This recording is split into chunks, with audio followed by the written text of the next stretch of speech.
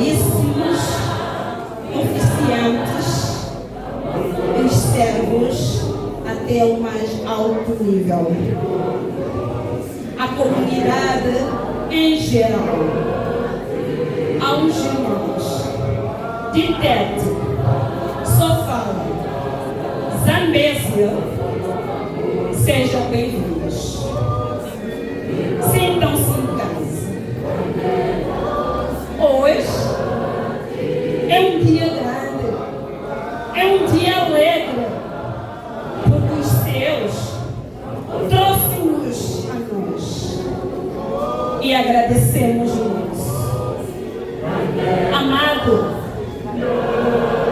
esta é a sua juventude, toda ela é a sua juventude. Nos unimos neste momento para que tornemos-nos um e único. Viemos, Pai, humildemente, amados, pedir, implorar, para que não se canse, de ensinar a vossa juventude. Pois nós comprometemos-nos a carregar a nossa cruz